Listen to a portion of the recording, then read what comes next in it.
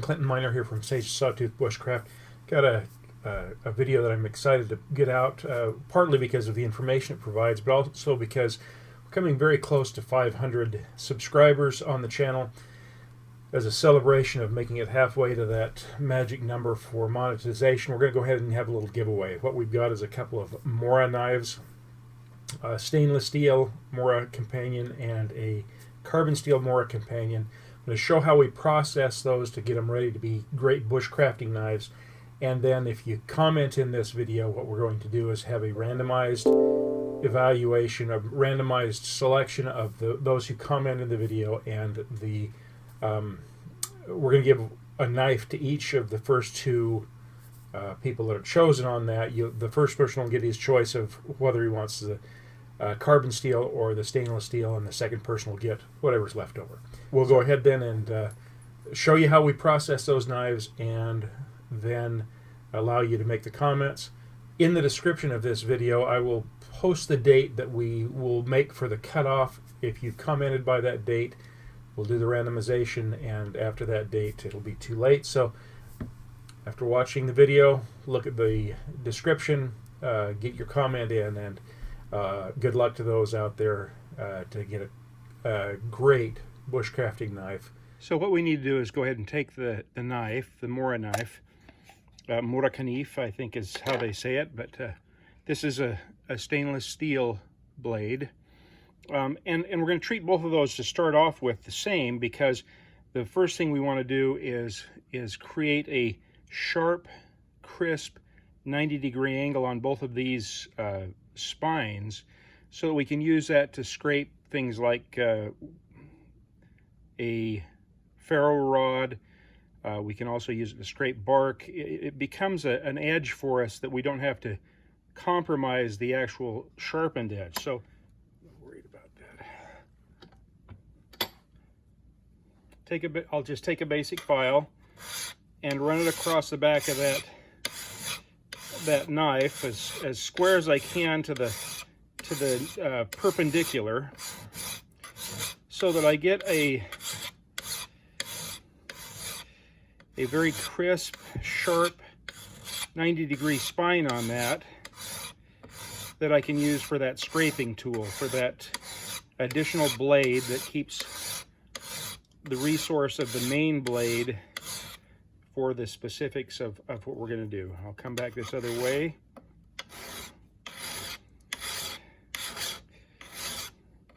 Fairly simple process. You just got to take off a little bit of that. I got a nice edge on this side.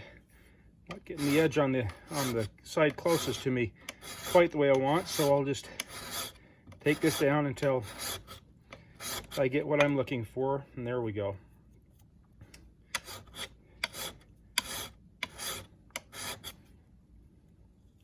All right, on both of those now, I've got a nice, crisp, sharp 90-degree spine that I can use to scrape, cut away bark, stripping bark, all kinds of things, and that's what we'll do. That's with the stainless steel. We'll now pull out the carbon steel, and we'll go ahead. Just going to go ahead here and just show you the comparison of the two. There really isn't that much difference when they have not been tarnished, but you'll see that carbon steel is very susceptible to rust. It also, I'll show you the back of that, unlike the stainless steel that was kind of rounded, this is just kind of got a rough edge, and so we will go ahead and clean up that edge, put that 90-degree spine on there. So now I've placed that carbon blade in the vise, and we're going to go ahead and just do the same process. It's interesting, as I do this, I kind of felt like that might be the case. As I do this, it seems like the carbon is actually a harder steel. It's not coming off quite as easily as the stainless. Obviously, that stainless is some good steel. Mora doesn't make a bad knife that I know of, but we've got this, and you can just see that that's shining up a little bit. And we'll test it here in a minute to make sure we're getting the edge we're looking for. On the edge away from me, just like last time, I'm getting a better 90-degree sharp angle. On the edge closer to me, for some reason, I'm having a little more trouble getting that to sharpen up. So we'll just work it until I get a nice flat spine. Well, I got a really good edge on the far edge, but for some reason I'm just not getting down to the edge on this leading edge. There we go. There we go.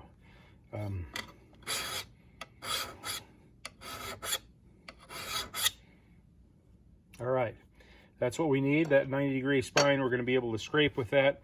I've used this for a number of purposes, like I talked about scraping bark. When I make willow bark into cordage, I use this to scrape away the green, leaving just the inner bark. Pull that inner bark off, cut it in strips, boil it. We'll go through that process in another video, but it's a great way to clean that green off. It's a great way to clean the excess off from hides, those kinds of things. Great. That's the best way to use your ferrocerium rod, and just provides a way to do a number of things. One of the things that I have used it for is to scrape axe handles and other wood products, like you would use a cabinet scraper, and it performs much the same process. And so this becomes another part of a tool that was not useful before that now is useful.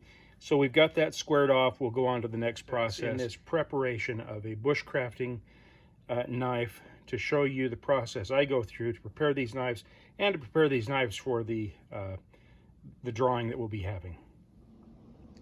All right, then, here we are at my extremely messy workbench. We're going to go to the next step on this processing of the MoraKnives. And what we have is a concern for the high carbon steel.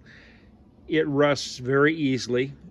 Its value is in the fact that because it's high carbon, because it's not that stainless steel, it can be used with a piece of flint or a piece of quartz, a piece of jasper with a sharp edge, to create a spark. And for that reason, it can be used as an alternate form of fire starting. So it's a great additional use for an incredible resource. You've got the knife itself that obviously has so many uses. You've got that back edge that we've worked on earlier, that we created that very sharp 90-degree spine on so that we can use it for purposes.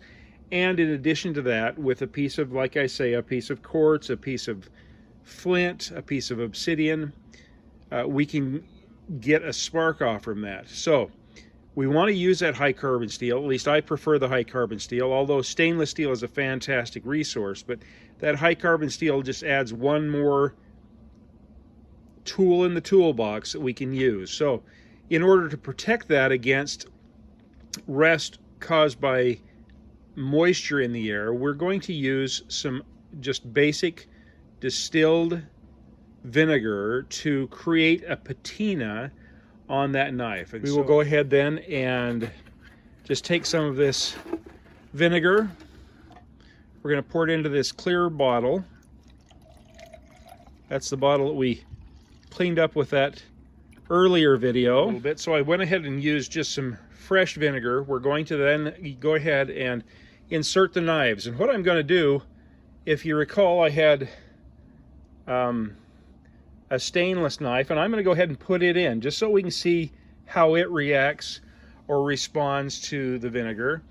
And I'm going to go ahead then and put the high carbon knife in, and we'll go ahead and put those in. Now I'm going to try something here to see if I can't make this work for us to have a little bit of a a cinematographic experience, I'm going to go ahead and set this camera up and set it to a time lapse, and we'll see if we can't capture some of the process of what that vinegar is going to do to the high carbon steel.